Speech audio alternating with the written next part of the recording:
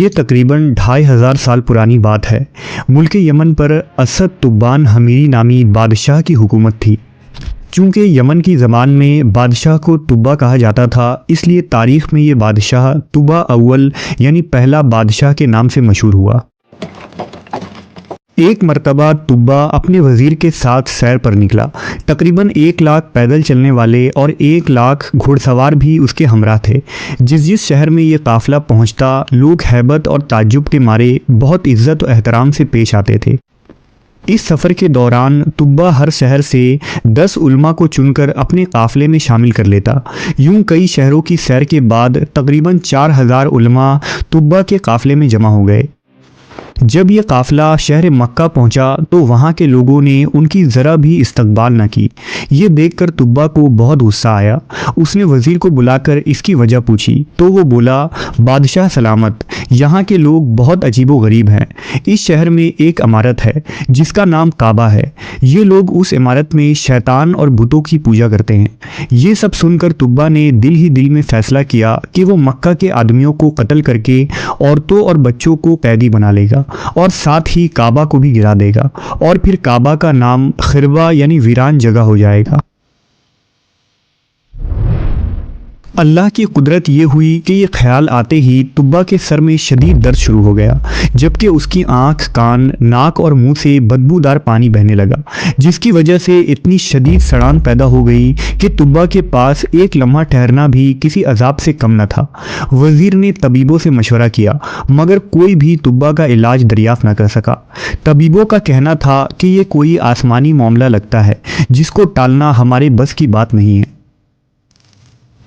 بیماری نے تبا کی نیند اڑا کر رکھ دی تھی کہ اچانک رات کے ایک پہر ایک عالم وزیر کے پاس آئے اور رازداری سے فرمانے لگے کہ اگر بادشاہ میرے سوالوں کا سچ سچ جواب دینے کو تیار ہو جائے تو میں اس کا علاج کر سکتا ہوں۔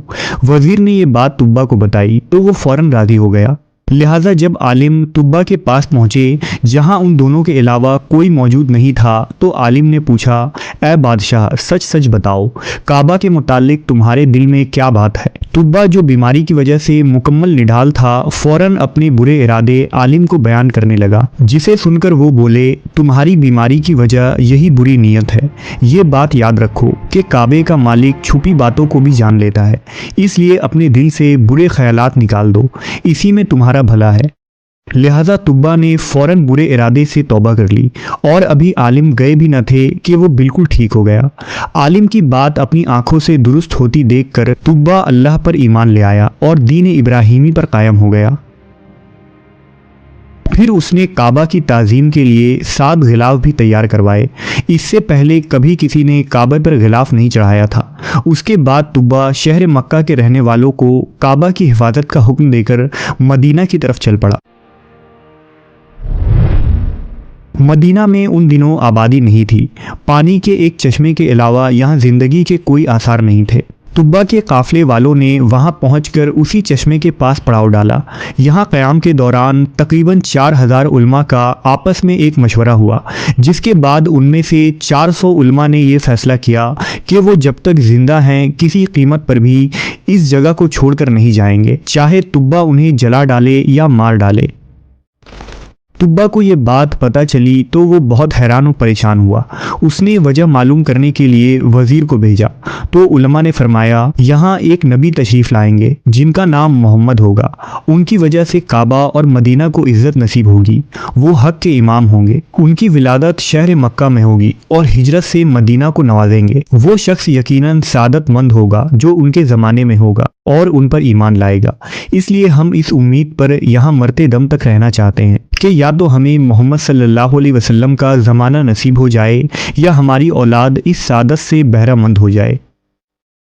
وزیر کی زبانی ماجرا معلوم ہونے کے بعد تبا نے سوچا، کیوں نہ میں بھی ان 400 علماء کے ساتھ 1 سال تک یہیں ٹھہر جاؤں، ہو سکتا ہے کہ اس عرصے میں محمد صلی اللہ علیہ وسلم کا دیدار نصیب ہو جائے۔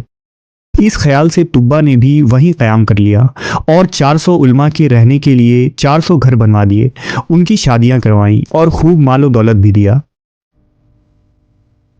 1 سال انتظار کے بعد جب طبا کا وہاں سے جانے کا ارادہ ہوا تو اس نے بارگاہ رسالت میں پیش کرنے کے لیے ایک خط لکھا جس کا عنوان اور مضمون کچھ یوں تھا: طبا الاول حمیر بن وردہ کی طرف سے 2 جہانوں کے رب کے رسول اور سب سے آخری نبی محمد صلی اللہ علیہ وسلم کی طرف: اے محمد، میں آپ پر اور قرآن مجید پر ایمان لاتا ہوں، آپ کے دین اور سنت کو اپناتا ہوں اور جو شریعت آپ لائیں گے اسے بھی قبول کرتا ہوں۔ اگر میں آپ کی صحبت کا شرف پانے میں کامیاب ہو گیا تو یہ مجھ پر رب کا انعام ہوگا، اور اگر یہ سعادت مجھے نہ مل سکی تو آپ قیامت کے دن میری شفاعت کریں گے۔ یہ خط لکھنے کے بعد طبا نے اس پر اپنی سنہری مہر لگائی۔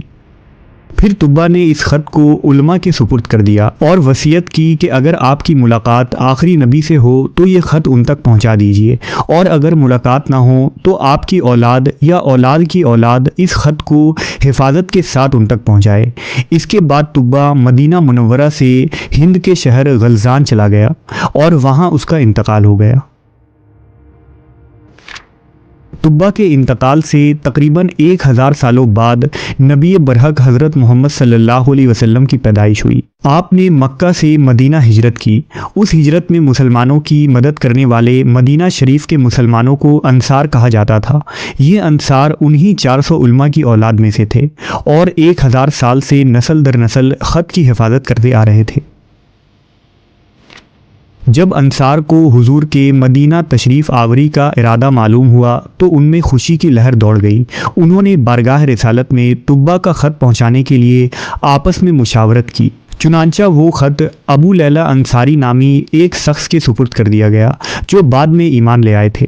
ابو لیلہ انصاری خط کو لے کر مکہ پہنچے اور نبی صلی اللہ علیہ وسلم کی خدمت میں حاضر ہوئے۔ آپ نے نبی سے پوچھا، کیا آپ محمد ہیں؟ فرمایا، میں ہی محمد ہوں۔ یہ سن کر ابو لیلہ انصاری نے ایک تھیلا کھولا اور بادشاہ کا تقریباً 1000 سال پرانا مہر لگا ہوا خط بارگاہ رسالت میں پیش کر دیا۔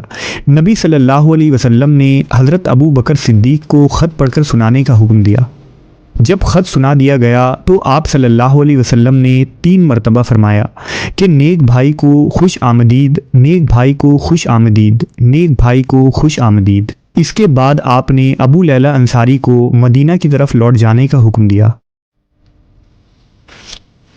کچھ عرصے بعد جب آپ صلی اللہ علیہ وسلم مدینہ تشریف لائے تو ہر قبیلہ چاہتا تھا کہ حضور ان کے ہاں قیام فرمائیں، مگر آپ صلی اللہ علیہ وسلم نے فرمایا، میری اونٹنی کو چھوڑ دو، جہاں خدا کا حکم ہوگا یہ وہاں رک جائے گی۔ چنانچہ اونٹنی چلتے چلتے صحابی رسول حضرت ابو ایوب انصاری کے گھر کے آگے رک گئی۔ حضرت ابو ایوب انہی عالم کی اولادوں میں سے تھے جنہوں نے طبا کی اصلاح کی تھی، اور آپ کا مکان وہی مکان تھا جو طبا نے خاص کر آخری نبی کے لیے بنوایا تھا۔